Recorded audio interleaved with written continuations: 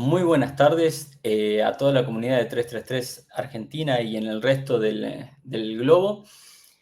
Estamos aquí hoy ante una situación que en la semana pasada acabamos de enterarnos, que tiene que ver con un nuevo brote de aftosa en Alemania, ¿no? Y para hablar de ello queríamos llamar a un especialista, ¿no? A una persona en la cual confiamos en lo que nos puedas comentar sobre lo mismo. Y por eso invitamos a Rodolfo Bellinzoni. Él es director de operaciones e innovación para Biogénesis Vagó aquí en Argentina. Bueno, Rodolfo, buenas tardes. buenas tardes, Lucas.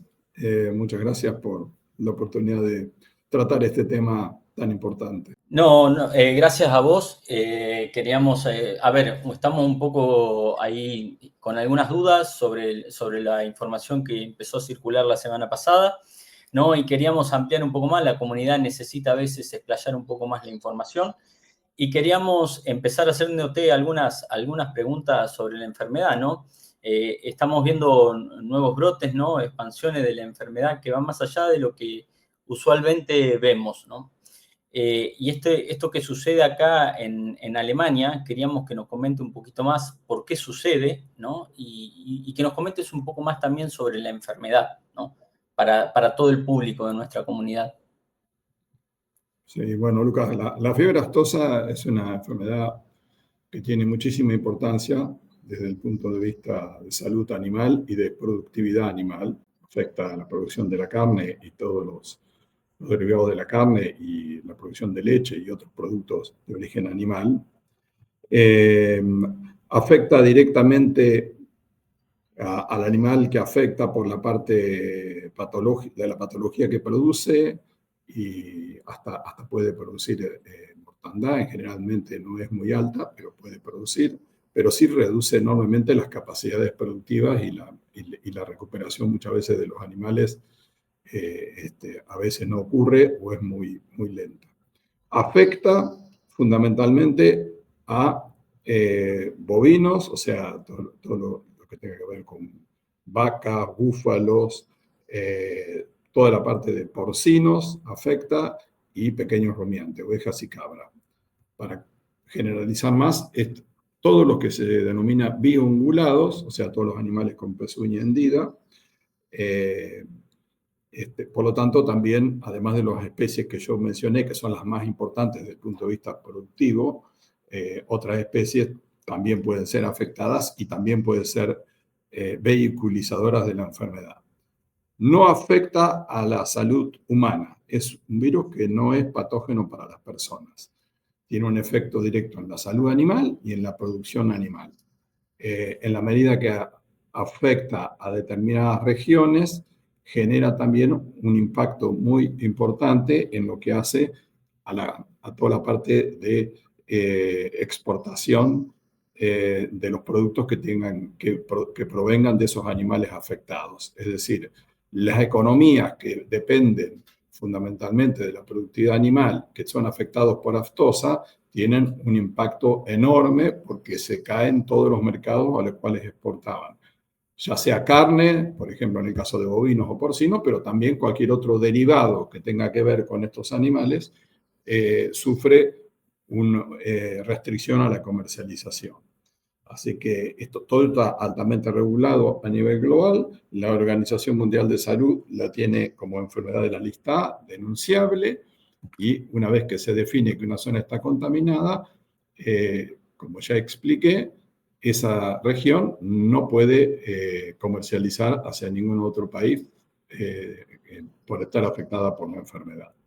Claro, yo veía recién, ¿no? Había ahí una noticia que veía en las redes sociales de un diario muy conocido que justamente decía que el SENASA Argentina acaba de prohibir el ingreso de todo producto animal no proveniente de Alemania debido a este caso. Y podemos cuantificar o tener idea de cuál es el impacto que podríamos llegar a ver a corto plazo de este brote aquí en Alemania. Es muy difícil ser en este estadio tan temprano, pero si vamos hacia atrás, en el año 2001 ocurrió un brote importante en Inglaterra, que también era un país que venía siendo libre en el 2001, y la última vez que Inglaterra había tenido la enfermedad había sido en 1967. Ese brote tuvo un impacto directo en Inglaterra, pero también hubo algún impacto en Francia y en Holanda, porque habían exportado animales en los momentos en donde estaba todavía la enfermedad incubando y no la habían detectado. Pero sobre Inglaterra produjo pérdidas del orden de los 16, 17 mil millones de dólares, porque afectó a la parte de economía agropecuaria, pero también al turismo y a otros aspectos, porque cuando existe esta enfermedad se prohíbe todo tipo de movimiento, de traslado de personas en los lugares donde estaban afectados, y eso generó un impacto que fue mucho más amplio que el estricto a la actividad ganadera. Claro. Algo similar podría pasar si el brote que hay ahora en Alemania se expande, pero estamos en un estadio muy temprano todavía. Preliminarmente, por ahora, se sabe más o menos que es un virus de tipo O, que son el virus de la aftosa tiene 7 diferentes tipos de virus. El O es el más común y es el que ha entrado aquí y está afectando a este país. El de Inglaterra también había sido un virus O. Hay alguna información ya preliminar que en las semanas previas a que se detectó la enfermedad hubo animales que se movieron del estado de Brandenburgo a Holanda. Hay como un dato de que 3.600 terneros se trasladaron a 125 granjas que engordan, que están en Holanda. Hay también alguna noticia por ahí de exportaciones de animales en pie a Irlanda, porque todo el espacio europeo se consideraba libre y tenían libertad de trasladar animales. O sea, el impacto puede ser ahora están trabajando dentro del estado de Brandenburgo, puede expandirse más allá de ese estado, pero puede tener impacto en otros países de la Unión Europea también. Todavía es muy temprano saberlo. Claro, hasta no hacer la trazabilidad de todo el caso en sí. Bien, y justamente te iba a preguntar, ¿no? Si existen algunas situaciones similares de brote de aftosa en algunas otras regiones que se consideren libres hoy en día. Está ocurriendo, sí. Hay si uno mira el mapa mundial, tenemos algunas zonas consideradas como las zonas más icónicas de libres de la enfermedad, que no vacunan y que son libres, como puede ser Australia, Estados Unidos, Canadá y la Unión Europea. El resto, Sudamérica, está encaminándose a ser un continente libre, con alguna región como Venezuela que todavía hay circulación de la enfermedad. El resto de los países están encaminados, muchos, ya la mayoría son libres con vacunación y algunos están yendo a estatus de libre sin vacunación. El resto del mundo, Asia y África fundamentalmente, están afectados y hay circulación constante de la enfermedad. Por lo tanto, siempre existe el riesgo de que de estos lugares que existe la enfermedad, por distintas circunstancias, aparezca el virus en zonas donde normalmente no existía previamente. Por ejemplo, reciente ejemplo tenemos en el 2022 Indonesia. Indonesia había estado libre 32 años de la enfermedad y en el 2022 apareció un virus también de tipo O y se expandió por todas las islas, es muy complejo toda la zona de Indonesia, generando mucha preocupación, fundamentalmente, por ejemplo, a Australia, que tiene cercanía y tiene mucho intercambio con esa zona. Y Australia es un país históricamente que nunca fue afectado por la fiebre aftosa. Si nos vamos un poco más lejano, puse el ejemplo de Inglaterra en el 2001.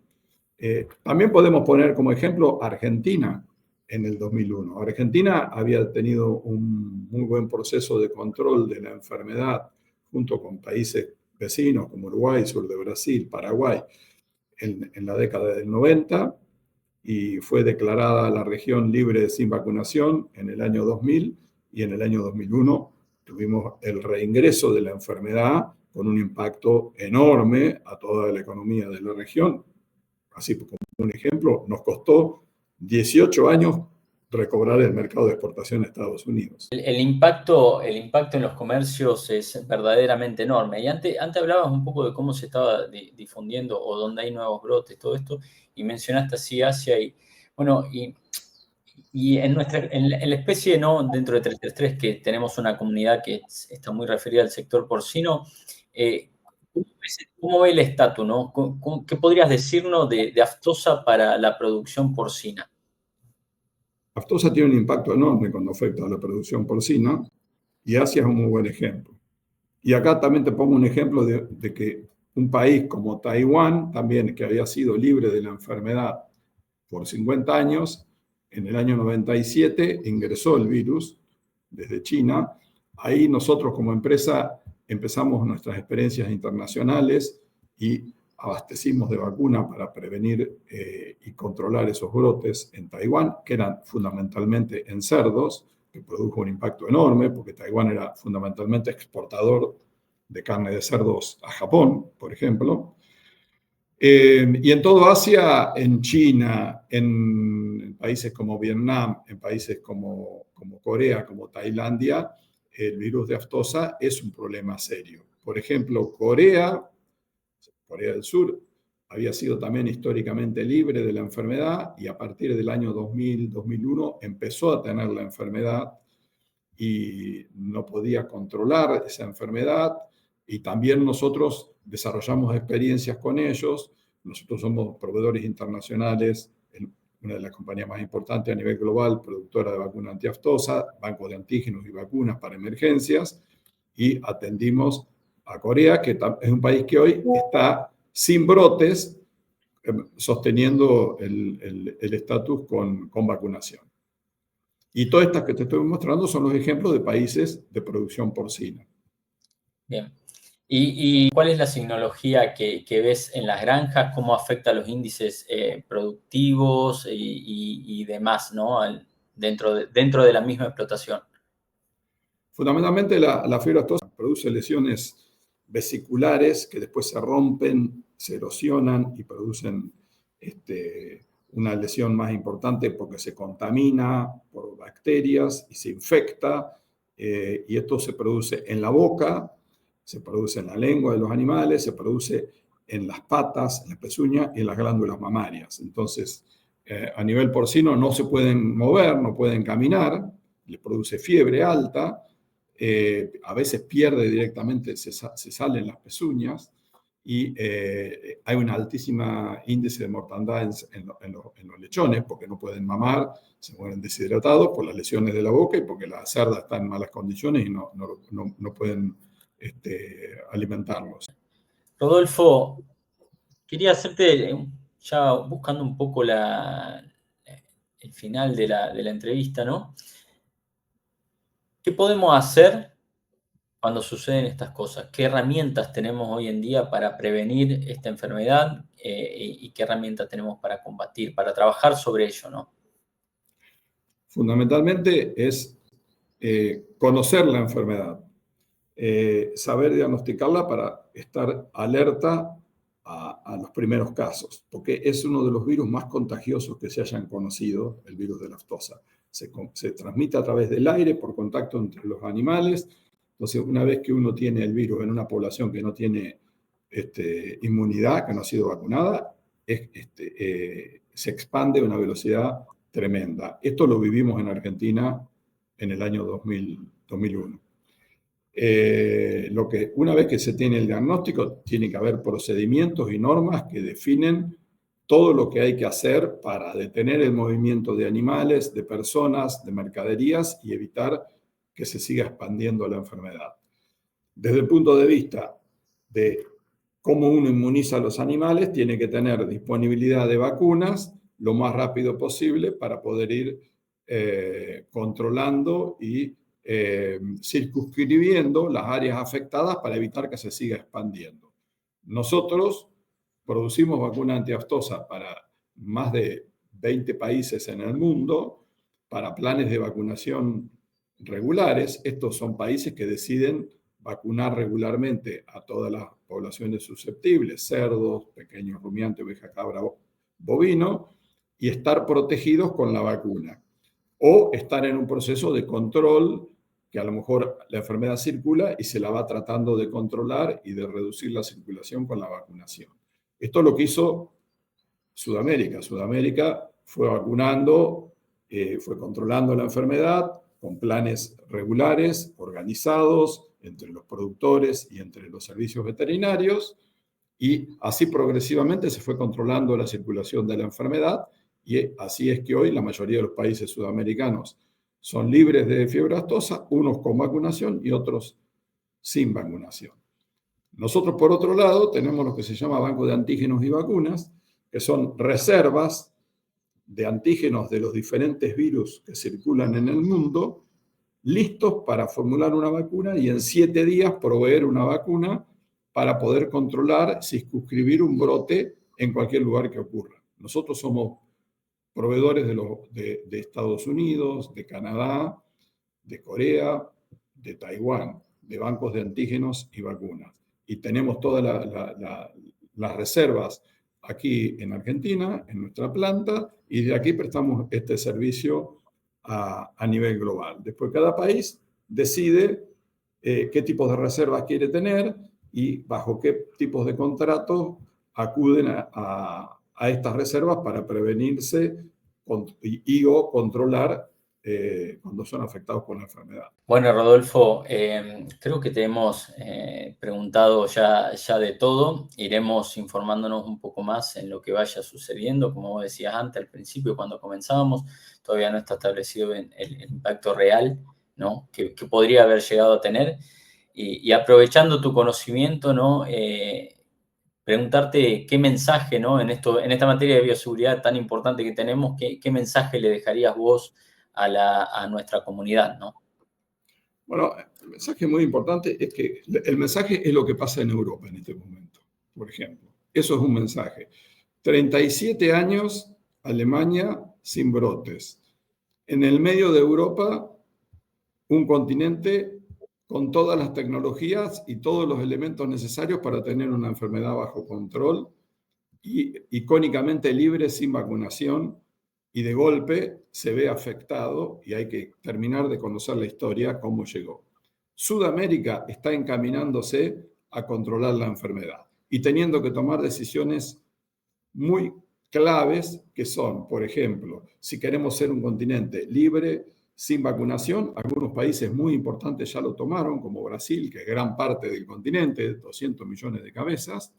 Bolivia tomó el mismo camino, y otros países todavía como Uruguay, Paraguay, Argentina, continúan vacunando, continúan como libres con vacunación, y aquí son las discusiones que debemos mantener, cuál es el mejor estatus para tratar de estar de la mejor manera protegiendo la economía de estos países, la sanidad de los animales, la calidad de mantener los mercados de exportación y también a nivel global, ¿por qué no? Tener muy en cuenta que esto tiene mucho que ver también con la seguridad alimentaria, porque si ahora está afectado Europa, si el día de mañana potencialmente está afectado Alemania, puede estar afectado más allá de Alemania. Si se afectara a Brasil por alguna cuestión en el futuro, la provisión de carne porcina, bovina, se vería muy resentida a nivel global, y esto tiene un impacto en la parte de seguridad alimentaria muy importante.